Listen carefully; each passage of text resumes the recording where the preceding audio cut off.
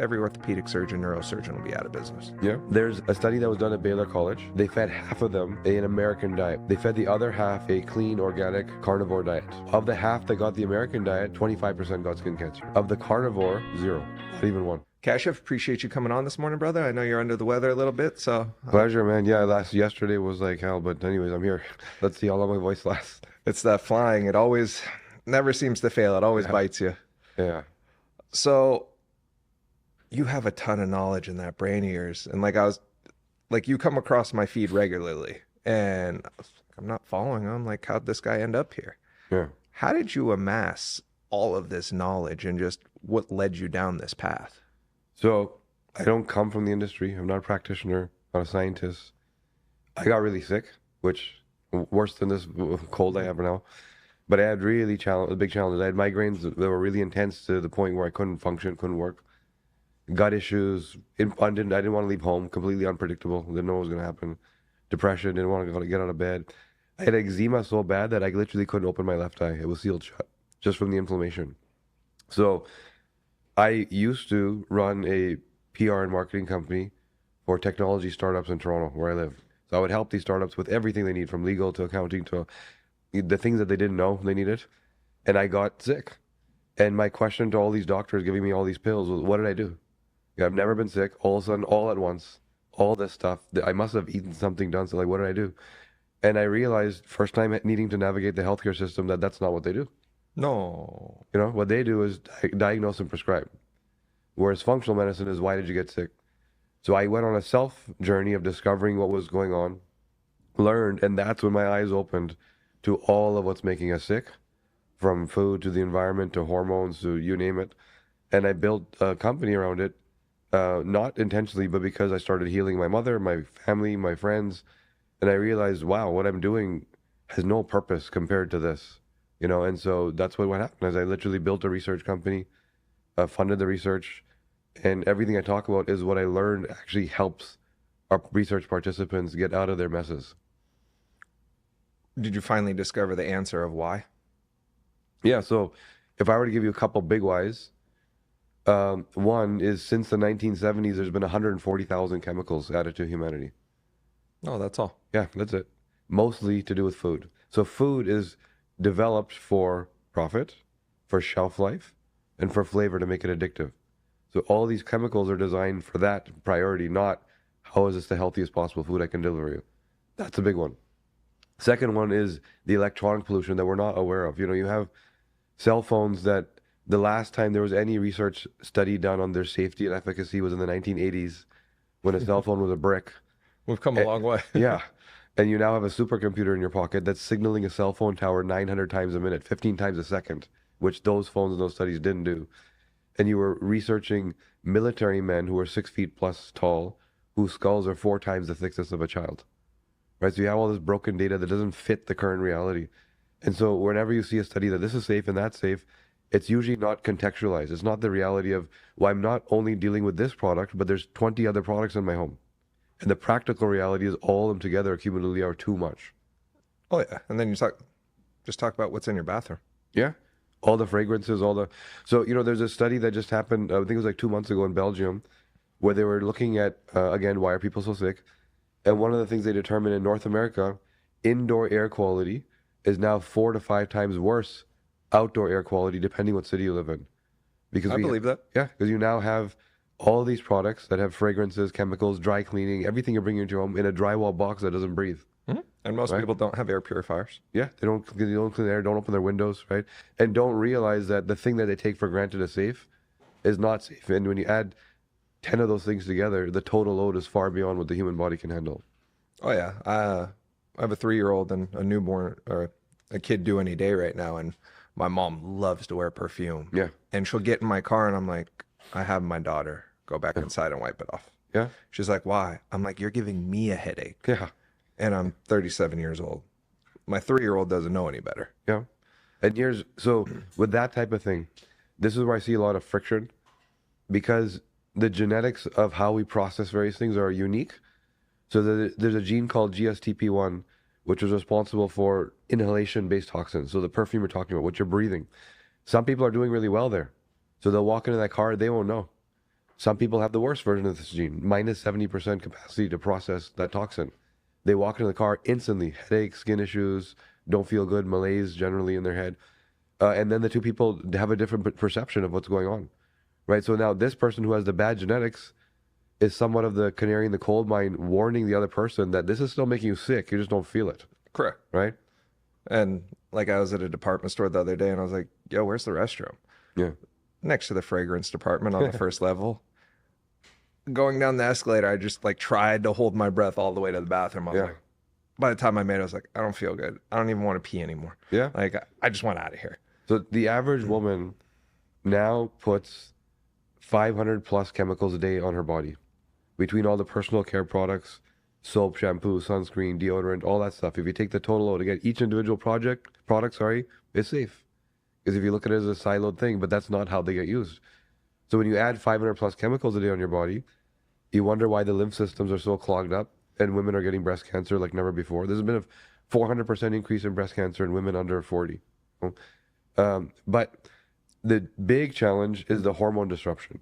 Oh, So- just in the foods alone. In the food, yeah, foods, chemicals, packaging. So it goes from toxin that gives me inflammation to toxins that my body doesn't recognize. So it thinks that it's estrogen. So it allows it to use an estrogen docking site. And then my estrogen causes inflammation because I'm not using it. Complete mess. And this is why, you have 30% of women now in the United States need fertility treatment to get pregnant. We've never seen those kind of numbers before. Oh, my kid's mom, our first child, it was a nightmare. Yeah. And it's just all these doctors don't even tell you why. Yeah. And I was like, I have a pretty substantial medical background, started doing my own homework, and I'm like, there's more to this. And Huh. even I went down a crazy rabbit hole because of my own health journeys. I have a pituitary adenoma, Wow. and it suppresses everything. Huh. And I'd go to the doctor, they're like, well, we don't know why, you just have it. Yeah. I'm like, okay, so how do I deal with it? I don't know. Yeah. Take it out. Meh. I'm Yeah. like, really? And it took me doing my own homework, playing doctor, doing labs every 60 days, and just finding the right system that worked for me. Yeah. So why isn't their job? That's a problem, right? Their job is we have this acute care model, which is whatever is broken. So the belief we take for granted, I can go do whatever I want. When I break myself, it's the doctor's job to fix me. But are they fixing or are they putting a Not band-aid? They're not, right? But we've been taught to believe that. But that does work in acute care. Break your arm, stage 4 cancer, emergency. Don't Right. get me wrong, there's a Yeah. time and a place for all Yeah. of that. That same toolkit is applied to chronic disease. Something that was developed and caused is not an emergency. It took 10 years to get there. Right? Whatever caused that thing didn't happen the day before. No, it took Right. time. Yeah. Now, the answer to that question creates a scenario where pharmaceuticals and doctors aren't needed. No, I go to Colombia once a year for stem cells. Yeah. And everybody's like, well, why don't you do that here? I'm like, it's not legal. Yeah. And they're going intradisc into Yeah. my shoulders, fluoroscopy, everything. And I'm like, guys, do understand this can't be done in the States? And I'm like, Yeah. well, why can't it be done? Because every orthopedic surgeon, neurosurgeon will be out of business. Yeah. And now you have peptides that have been so useful and helpful for so many people. And then the FDA wiped it out in the States. Yeah. It's when you what does this organization do? They have 18,000 employees. What are they doing? Because something came to market that started helping a lot of people Oh, yeah. and could have taken your $4.3 trillion healthcare industry and reduced that number a little bit and given people some life extension. So the answer is let's get rid of it. Oh, and it's like, luckily I'm able to navigate some stuff. So I was able to still source my peptides, but it's made a big difference in my life. Yeah. So guys like you, access knowledge, right?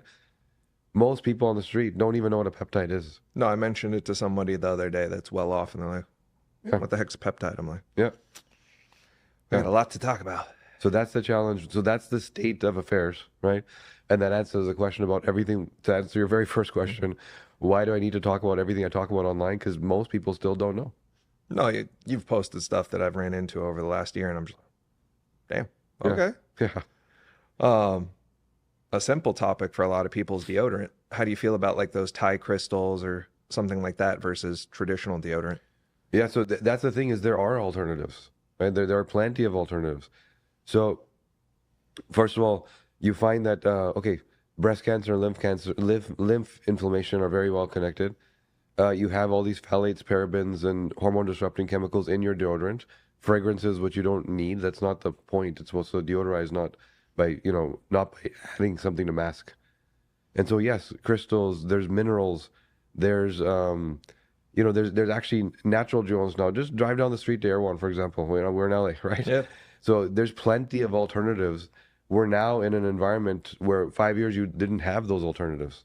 So there's really no reason anymore other than price. But I can tell you, when it comes to price, when you buy the good stuff, you don't consume as much. Dude, my Thai stick's like $10. I think it'll Yeah. last 3 years. Yeah, there you go. I usually drop them and they end up breaking long before. Yeah. Yeah, there you go, man. So people, again, open the mind, learn. There is more than what just is on the shelf, and it's up to us to self learn because the shelf isn't trying to teach you anything. Yeah. How do we feel about red meat? So this is another context question. If you look at the studies around red meat gives you cancer, red meat's bad for your heart, etc., they're correct. But if you look at the study that say red meat will heal your heart, red meat is your greatest superpower, they're also correct. Because if you can prove whatever you want. So if you want to take hormone injected, antibiotic loaded, soy pellet fed beef and feed someone who has a dysbiotic gut with a horrible gut microbiome, that stuff, you're going to get bad results. If you want to take pasture raised, organic, grass fed, grass finished beef with the liver, with the kidney, with the heart, you're going to find people thrive. So, and this is where digging deeper into the data is really important. So let me give you an example. There's a study that was done at Baylor College where they were trying to determine, the relationship to skin cancer from the sun. And they took a bunch of animals. They fed half of them an American diet, which meant starch, carbs, linoleic acid, seed oils, all that type of stuff. They fed the other half a clean, organic, carnivore diet. So of the half that got the American diet, that were then put out into the sun for some time, 25% got skin cancer. 25%. Of the carnivore, 0. Not even 1. Why? Because, so same animal, same exposure. So the sun doesn't cause the cancer. The seed oil, the linoleic acid, the omega-6, the inflammation to your skin, where it's now in a state where it's already at the threshold of what it can cope with, now you put it out into the sun. Right? So, again, taking studies, is it good or bad? There's usually more to both people that said yes or no. There's more to why they're saying that. It's kind of wild how skewed the data is now, and Oh, yeah. they can make you believe whichever way Yeah. they want you to believe, and then Yeah. you have to sit there and do your own homework, which is what led you down your rabbit hole of, wanting to help people. Do you want to go into more of what your new business does on helping people and helping people find those answers? Yeah, so I did build a research company around it. I don't run it anymore. Okay. And my intention is that, we got to the point where we became a true healthcare company. And I realized in order to take all of what I learned and help more people, I had to intertwine myself in the healthcare industry, which I don't claim to be an expert at how to deal with the FDA and Medicare and Medicaid, etc. Good luck. Yeah. So I brought on a CEO that has a ton of experience there, and they're now doing that, right? To take all of what we know, plug it in, because you can't disrupt the healthcare system. It's too much of a moat. It's too much. They'll disrupt you. Yeah, you have to be part of it. So we're trying to do that. But meanwhile, that freed me up to do more of this, which is educate. And that's what I do now. I've found this, if you look at the blue zones like Okinawa, the Okinawa Japanese will tell you one of the reasons they live so long is because they have what's called ikigai, sense of purpose. The grandmother who's 90 years old still every day cleans the bus stop to make sure people's clothes don't get dirty. Like they have a reason to thrive, And so that's what I found is that everyone I talked to was like, wow, I wish I knew this earlier. So I just need more people to know. And that's what I'm doing. No, and that's why I love podcasting, because great people like yourself and just getting different messages out there. And it's topics that I find interesting to myself and wanting to get that data out to more eyes. Yeah, for sure, man. What are some of the hurdles you've seen putting out all of this data? Have there been a lot of people saying, naysayers on Instagram, YouTube, wherever you're pushing your... regularly. So there's, and less than before, because COVID opened our eyes to the truth. Majority of it. Right? And so still, some people still want their head buried in the sand. That's fine. But the naysayers have a much harder time doing their job. So I used to get a lot of backlash. And I've challenged every one of these guys to a debate, and they don't show up. There's guys that run medical companies, pharmaceutical companies, they'll comment something. I'll say your one comment against siloed, separate, which on its own makes sense. But if I functionally apply it to everything I'm saying, I'll debunk you. So let's debate. They never reply. I see their team and staff following my next few stories and next few posts, but they don't reply to the debate because they know they'll lose. They know what I know, but We that's all not know their what you know. yeah. That's not their mission and purpose. What I know is their enemy. They don't want it to exist, right? So yeah. So but what I have found with for sure is that I used to walk into a room, speak at a conference with a bunch of doctors, and what's your title? Who are you? What's your training? Where's the evidence? Right? And my answer would be that your evidence-based model is what's preventing you from knowing what I know, because you're trying to find a one-size-fits-all average. It doesn't. Yeah, and what I'm saying is we are bio-individual. I don't need the other guy's answer. I need my answer. Just like we talked about the perfume, and people have different outcomes, right? So because the model, the context didn't fit, they don't believe it to be true. So they're more worried about the context of the study and who it came from than the information they're being provided. Which is a sad time. Yeah. But I've seen major change there. Why? Because when COVID hit, they realized they didn't know what to do. Their training didn't get so the little bit of pressure on the system and it collapses. Right? So so now the same guys that used to debunk naysay are now asking me to help them as personal individuals with their health. Literally right now I'm working with a doctor in Toronto where I live who didn't want to hear a word of what I just said, now asking me to help his daughter.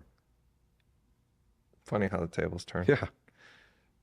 Yeah, me being in healthcare for so long, a lot of guys are reaching out now. They're like, "Oh, how'd you lose all the weight? How you feeling so good? I know you had back surgeries, this, and that." I'm like, "Well, I did everything you told me not to do. You said don't go to Colombia, don't Yeah. go to Mexico for the heavy metal detoxes, don't Uh, do all of this stuff." And you're like, "Well, why do you take all these supplements? Why do you get IVs every couple weeks just because?" I'm like, I want to stay good. Like the only yeah. thing I feel like I could probably add in is maybe a lymphatic every couple months just to Yeah. purge everything. But hyperbaric chamber at home, sauna at home, like Perfect. everybody's like, why do you have this? I'm like, dude, the data speaks for itself. And luckily for me, I can work from my phone. So I can lay in a chamber and just play on Yeah. my phone. There's so many anecdotes, and this is what they don't like because it's anecdotal. But I prefer anecdotal data because I know the outcome.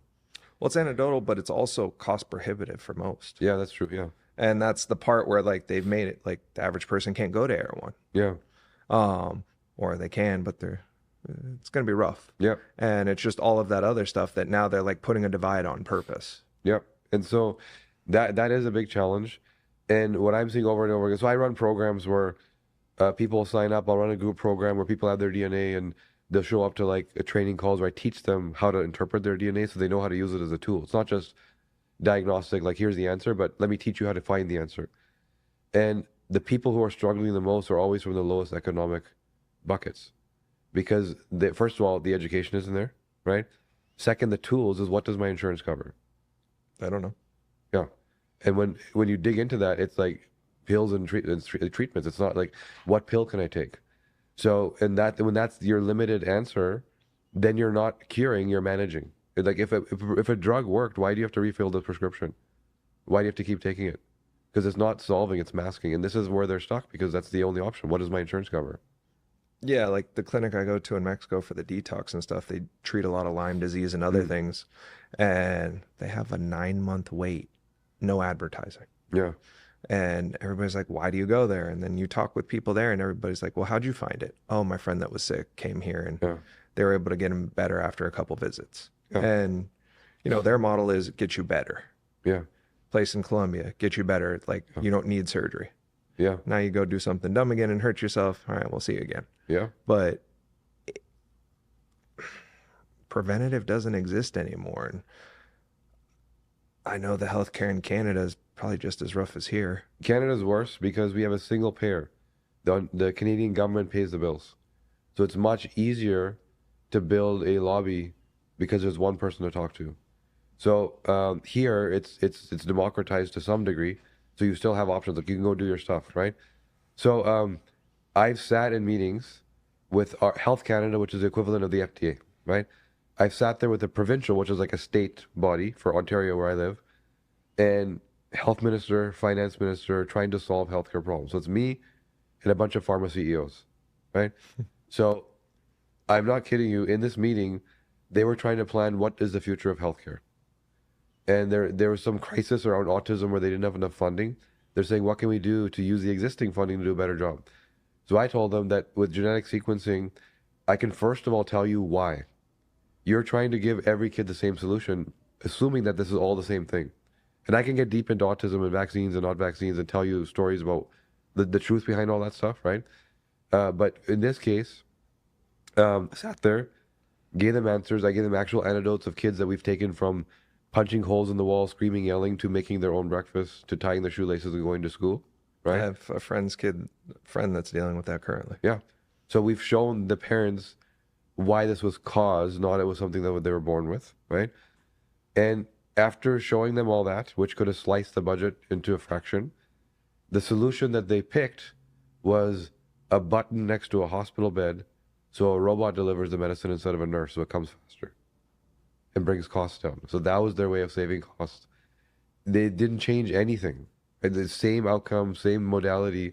They're just building a moat around it, like I said earlier. So yeah, Canada has major challenges. In Canada, the Canadian government went under the radar and signed a bill, and a done deal, not even thinking about it, where I won't be able to buy supplements by 2025. Like none? Yeah. They're making it so that you need pharma level studies to actually have efficacy and safety on a supplement, vitamin C, vitamin D. And there's all these health food stores everywhere petitioning, like, what do we do? What they're saying is, we don't know if supplements are safe. We need more data. The amount of money you have to spend to research in a country of 30 something million people where it's not even worth doing, most of the high quality micro brands that naturopaths use, etc., functional medicine, They're gonna leave. they're all going to be gone, right? So I'll have to smuggle in from the US if I want supplements. If you look at what they're saying, they're saying there's not enough safety data. Look at the number one drug in the world, Lipitor, or I should say in the world, at least in North America, cholesterol statin drug, right? Approximately 11, 12,000 studies around that drug. Look up vitamin D. You'll see over 100,000 studies on PubMed, which is where most doctors go for their research. But they're still saying it's not safe. Look at deaths and injury. There's a body that tracks natural health products in Canada. And since they started tracking in 1960s, they cannot report one death. Not one. The most benign drug, like Tylenol, I think creates 30 or 35 deaths a year. So there's no reason to provoke this thinking other than a lobby that says, that's our competition, let's get it out of here. That's sad on so Yeah. many levels. You brought up the topic, so I'm going to kind of dance around the question. How do you feel about the kids' schedule? You now have 86 vaccinations on the child schedule, right? I thought it was 87, but Yeah. same difference. Yeah, it's more than enough. When we were kids, it was what, 12? So in Canada, there was I think there was 4. Okay. I don't know what was here. There was tetanus and a couple other things. Even then, it wasn't even until you stepped on a rusty nail that you even bothered getting the tetanus shot, right? Yep. So you now have 86 or 87, whatever that number is. So here's a perfect example of how to think functionally. If you look at what the pharmaceutical companies are saying, that this active molecule in this drug does not cause anything remotely close to what we call autism, they are correct. It's true. That specific molecule. Yeah. Now, if you look at what the parents are saying, that's the day my kid changed. What the hell happened? Before they were completely different. Now they can't focus. They can't think. They don't talk. What's going on? So, first of all, nobody's getting 1. You're getting 4, 5, 6 at a time typically because you need to get 86 in there before a certain age. So if you look at the serum, the adjunct that delivers the molecule, lead, mercury, aluminum, Formaldehyde. right? Formaldehyde. And if you look at the Environmental Protection Agency's recommendations, and you isolate any one of these, That's within limits. it's still technically under the limit as an individual, but when you add them all together, the total cumulative load is many fold over the upper limit, right? But then the pharma companies will argue, why doesn't every kid get autism if that's the case? It's not causing it. Well, it's back to your argument about the perfume. Yes, exactly. So we broke that down. So I sat down with a group called Autism Hope Alliance. The CEO's name is Kristen Gonzalez, and her son is autistic, which is why she built this advocacy group. And I sat down in a sick kids hospital with Autism Speaks, and I showed them, here's what we think is going on with certain biological pathways. And not only do we think what's going on, but we've tested kids, worked on these pathways, and they got better. So we know this is what's going on. So here's what I've seen in certain kids. Add the serum, heavy metals. There's a pathway that drives your glutathione activity, which you've probably gotten in IVs, right? So glutathione is this antioxidant that pulls heavy metals, chemicals, toxic insults out of your body. I take it 3 times a week. There you go. So certain kids might be not, it's not what version, what variant, but might be missing entirely. There's a unique phenomenon called a copy number variation where certain genes are just missing. Gene called GSTT1, which is responsible to scavenge in the bloodstream, look for stuff. Some kids don't have it. So now you've added this stuff without the genetic ability to remove. That's one of 3 thoughts. Second thought, methylation, which is a system that sort of deals with the inflammation caused by this toxic insult. Some kids aren't doing well there. So the toxin enters the body, causes neural and brain inflammation because children are underdeveloped there. The blood-brain barrier can't block this toxin, doesn't recognize it. And they can't put the fire out because their methylation doesn't work. So now they're inflamed. Right? That kid gets a fever. You go to the doctor again, and the doctor says, give them some Tylenol. So the active molecule in Tylenol is called acetaminophen. Acetaminophen gets processed by the exact same glutathione pathway that the body's trying to use to get the heavy metals out that this kid might be missing. All of a sudden, the body prioritizes that to deal with the Tylenol and isn't dealing with the heavy metals at all. And now you're getting everything pushed up into the brain tissue and the fat. Your body's trying to protect your organs. And you have this embedded toxic insult that is causing a severe degree of neural inflammation where a kid didn't have anything. They had a caused brain injury from heavy metal poisoning. And you have this, you want to wonder why, 2 generations ago, 1 in 10,000 kids was autistic. It's last generation, 1 in 500. Now, according to the CDC, which means it's probably worse than we think, 1 in 34. Right? So kids haven't changed. The DNA hasn't changed. They're all saying what's changed is the inputs, which in itself, this story, going from 1 in 10,000, 1 in 34, tells you the vast majority is not a disease that they're born with. It's something that was caused, that the symptoms then get labeled as that. Because the truth, the answer is, you can't take 86 vaccines. No. Right? What do you feel the solution is moving forward on this topic of, delayed, not needed, deal with it on a case-by-case basis per child? Yeah, so, different states have different challenges. Like here in California, I know doctors that have just by telling parents, spread it out, have lost their medical license. Mm-hmm. Right? I'm saying in a dream world. Yeah. In a dream world, improve EMF, food, and environmental toxins, and most of that's not needed, right? You have things that are like, it's kind of like buying insurance. Why do I need this thing? I don't have this threat. Mm-hmm. Most other countries don't do this. Why are their kids not having these problems? So 86 is a very unique American thing. Is it the same in Canada or no? No, nowhere near. Okay. Nowhere near. You guys are a lot less than us. Oh yeah, there's no country in the world that has this, right? Other than the United States. The United States is the vast poisoning. There's nowhere where it's happening more in the United States than anywhere in the world. What's Canada's numbers compared on those stats? Okay, I don't know the exact number, but the last time I talked to a parent about a month ago, I think they were up to like a dozen, so somewhere in that range. Okay. Yeah. And then what about the autism rates versus Oh, the rates. Yeah, not the same. Yeah. Nowhere near the same. like night and day difference? Yeah. And you won't find those numbers anywhere in the world. But here, Yeah. people got to do their own homework. Yeah. You got to learn how your body actually works. Mhm. You got to understand that I can do whatever I want. And when I break myself, the doctor's job is to fix me is not the way you manage your health. You have to yourself manage your health. Healthcare is not reacting to a problem. It's not getting sick, right? It's knowing what causes it and removing and adding, like what you're doing. Mhm. You're adding a bunch of stuff that maintains you, and you've probably removed a bunch of stuff that was hurting you. Oh yeah. That's healthcare. And I dump blood every 60 to 90 days as well. Yeah. So, and here's the crazy thing, is we knew all this, right? This is what we think is new and alternative. No, this has been around forever. This was healthcare. The new thing is chemical healthcare, biochemical management. Here's a marker in your blood. I'm going to change the level of the marker, and that's a check mark of success.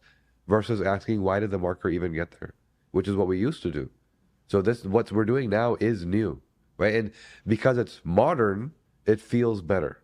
There's an evolution in technology, feels better, but it's not better. Look at the outcomes. You have $4.3 trillion in healthcare spend. 90%, that's the actual number according to the CDC, is on chronic disease management. 90%. You used to have in the 1900s, less than 1% of people in the United States died of cancer. It's now 24%. You have the number 3 cause of death in the United States is medical error. Doctors making mistakes with drugs is the number 3 reason people die. So what does that tell you about the system? Is it really doing what it's supposed to do? No. Well, I'm sure you travel the world and go on different places, and it's just funny when you stay in another country for a week or two at a time, how much different you feel. Yeah. You just came back from Turkey. I don't eat bread in Canada. Right? Same thing in the United States. When I get here, I'm a little bloated right now, right? And you've only been here a day or two. I've been here a couple, it's all automatic. The glyphosates, the paraquats, like all the stuff that's added, which you don't get in other countries. American bread, China won't import it. It's illegal. Because American bread, you're allowed to use something called potassium bromate to make it fluffy, which is what yoga mats are made out of. Oh, nice. So I got a yoga mat in there? Yeah, you're literally eating a yoga mat. So there was this controversy with Subway sandwiches where they're saying this is not bread, it's foam. And they're saying, no, it's bread. Look at it, it's bread. But when you break down the ingredients, potassium bromate is that thing, the foam, right, which makes it soft and fluffy. American milk is illegal in Europe, and even Canada doesn't allow the import of certain American milk brands because of the hormones, certain chemicals are being used. So you have a regulatory landscape that has been somewhat infiltrated. I shouldn't say somewhat. It has been infiltrated by industry, and the decisions are not around what is best. It's around what's profitable, what has shelf life, and what's addictive. That's what gets approved. There's a really famous video online of actually a California senator, I believe, who's interviewing a director of the FDA and is asking straightforward questions like, here's a baby product that has known carcinogens in it. What is your responsibility? They say none. So are you removing this product? They say no. Are you recommending something else? They say no. So they're openly saying we don't have oversight on this stuff. We have general guidelines. Unless it's a drug, we don't look at it, right? As long as it follows the guideline. And so in California, you've taken things like fragrances, for example, which used to be a word in a label that used to hide many dozens of chemicals. And California is the first to say that you must now disclose what actually is a fragrance, and the labels went from this to this, right? So when that's the landscape, it's you have to take health into your own hands because everything is a threat. That's an understatement. Yeah. Kind of bouncing around topics. I find it funny that home births now are few and far between, and now everything's hospital based, and everybody's like, "Oh, it's such a difficult this. You're crazy for doing it at home." Blah blah blah blah blah. Like, what's your take on? And then I'll add to that: in America, most people only breastfeed for 2 to 3 months, and people look at you crazy if your kid's still breastfeeding for longer than a year or two. So all the pressures, you have an amazing marketing system of the people that want to sell their own products, right? If you look at the alternative, why are you being told don't breastfeed? And you pick up the baby formula. Dude, it's bad. What are the top ingredients? Several seed and vegetable oils, sugar, preservatives. That's not food. No, even if you get the European stuff. Yeah, exactly. Yeah. And the European ones say this is not a substitution for breast milk or something along those lines. Yeah. And now it's become the foundation. Like, here's your focus on this. Breastfeeding is extra. Meanwhile, how does your child develop their gut microbiome? Your skin, the mother's skin has a biome on it, which is the kid that's suckling feeds them that. The nutrients that are in breast milk. So the same people that may feed their kid a formula will go buy colostrum as an anti-aging superfood. Why? Because that first baby milk from the cow, the colostrum, what it does for your immune system, your brain, your heart, your everything, right? The mother's milk for your baby does the same thing. And it's necessary to go far beyond what we do today. And so this is where we're saying that all of what we knew we're now losing, and we're selling ourselves off to modern conveniences.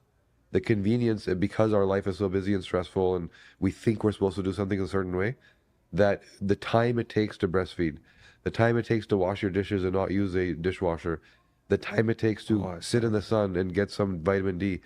We don't do that stuff because we're addicted to cortisol and we're addicted to being in a high performance stress state. It's a cultural thing. do you feel there's a way to kind of turn back the clock and go backwards on people doing things how they should be? So we're seeing that already, right? You're seeing tons of Instagram and TikTok accounts of women talking about coming back to traditional ways, right? And look at the outcome. Outcome is important. Forget about the process. Look at the outcome. They have a peaceful, loving home. They are healthy. They don't need doctors, right? So the outcome you're seeking is this, the process to get there is what people are criticizing because of a cultural phenomenon. The cultural phenomenon, the opposite, which is sex, drugs, and rock and roll, right? That's American culture. So what it takes, what's considered traditional and old school, look at the outcome of those people. They have what you're seeking. Right? Yeah, my daughter was a home birth. She Amazing, yeah.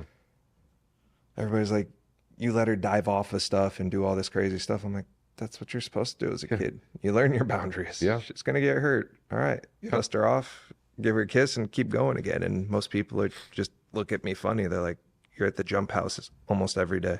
yeah, That's what she wants to do. yeah. There's a ton of data now on the removal of dangerous play from children and why they have ADHD and they don't have skills, they can't function socially. So that dangerous play, the reason the kids do this stuff, testing the boundaries of what they're capable of, because that helps their boundary increase.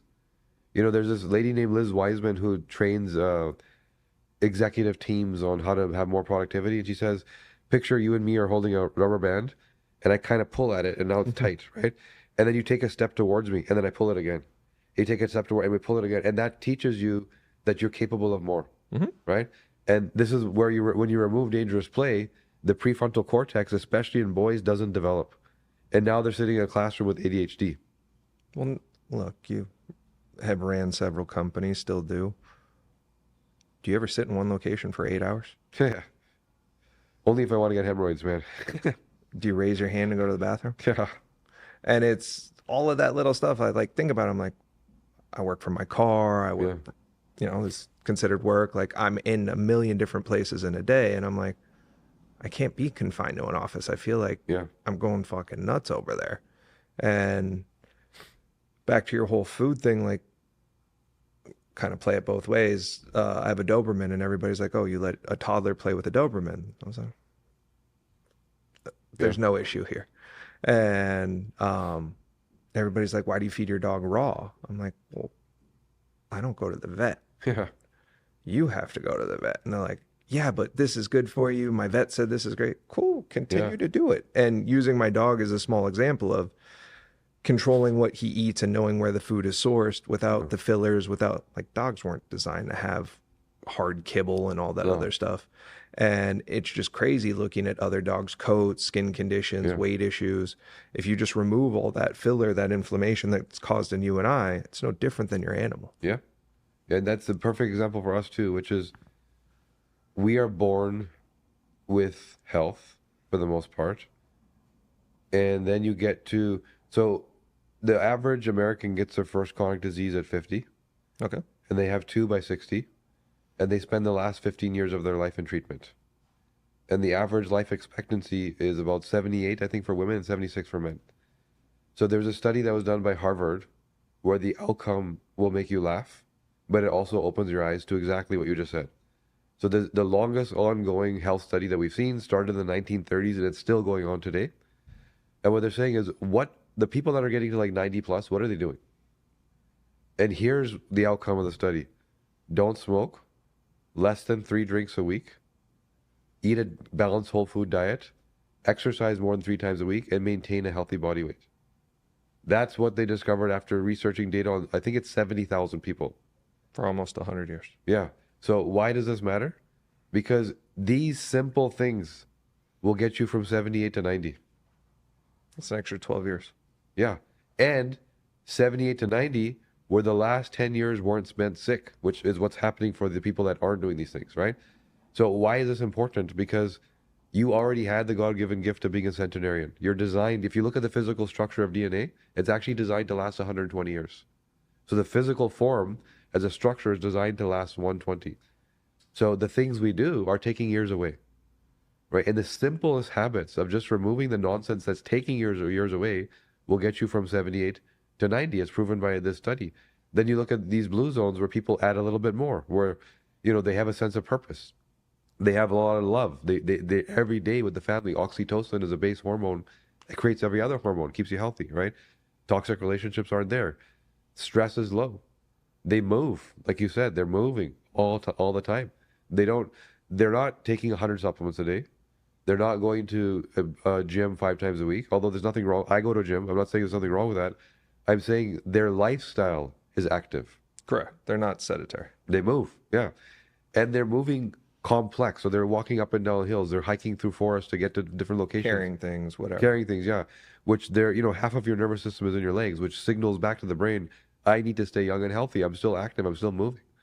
So the simplest habits, when you look at people that have actually got to 110, 115, 120, where they were still playing with their great grandchildren, and look at what they did to get there, it's mostly about what they didn't do, which most of us are doing, versus what they did do. They didn't add all the therapies and treatments, etc. All that stuff is great. And especially if you're living in the United States where you're in a toxic soup, you probably need those things, right? But most of what got them there was just not doing the things that we're doing.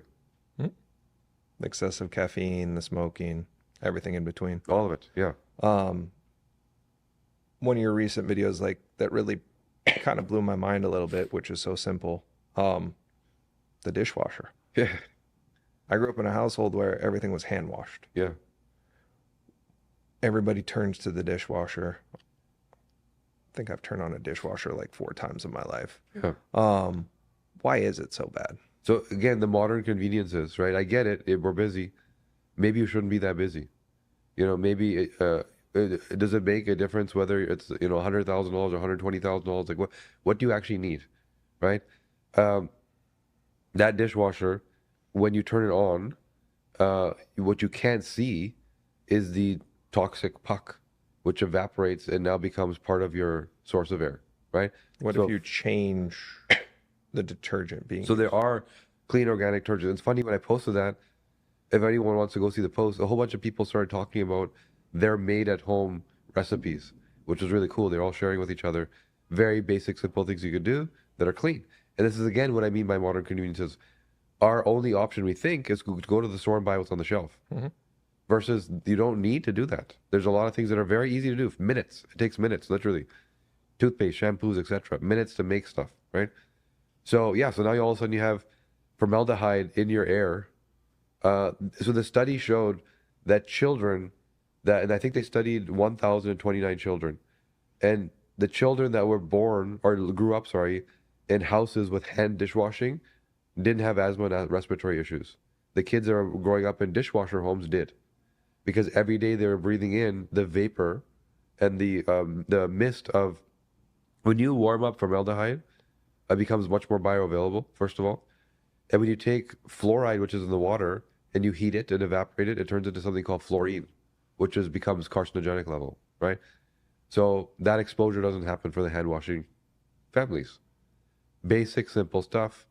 Anything that you do that feels like a modern convenience, think twice about what is actually happening in front of me. Is this something clean and natural, or is it a pile of chemicals? Because that's not the only thing I'm doing. There's 10 other things in my house that might be similar, and add them all together and actually think about what you've ingested in your body. If I gave that to you in a cup, you would never do it. No chance. Yeah. I had someone on a while ago and they were just talking about, you like taking hot showers? I'm like, sometimes. Yeah. He's like, you just vaporized everything. I'm like, what do you mean? He's like, you're cooking it. Yeah. And, do you have a water softener at home? Do you have pre-filtration? Like, you're not going to get rid of everything, but limit. Yeah. And then what are you cleaning your shower with? And if you're taking super hot showers, you're then vaporizing whatever chemicals were in the shower. Yeah. And it's just wild that, being medically trained, like it's taken talking to all these different people to be like, oh, we do need to make a change. We Yeah. do need to get rid of this. Obviously, you're not going to live that perfect dream life, but you'll be able to limit maybe 50%. Yeah, a lot more. Once you go down the path of making this an intention and you start to open your eyes to all of what you're surrounded by, it becomes a priority and you start to feel so good about how you feel. You know, there's a guy named Joe Polish that runs this group called the Genius Network. It's like a networking group. And I remember something he said on stage once. Somebody was talking to him about eating sugar and foods. He used to have the weight issue and he doesn't anymore. And what he said was the reason I'm never going back is because there's no food that tastes as good as the way I feel. He rubbed his belly. So when he's able to see his toes, right, and he's able to see his abs, and that ability, so dopamine in your brain.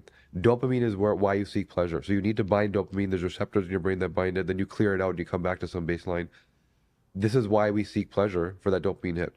Dopamine also powers reward, achievement, and you don't need both. You need one, and the satisfaction that you get from reward is more powerful than what you get from pleasure.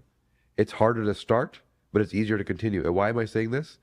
Because when you get used to saying no, the satisfaction of saying no and doing it a different way is more addictive than the yes you were stuck in. The pleasure, like the easy way.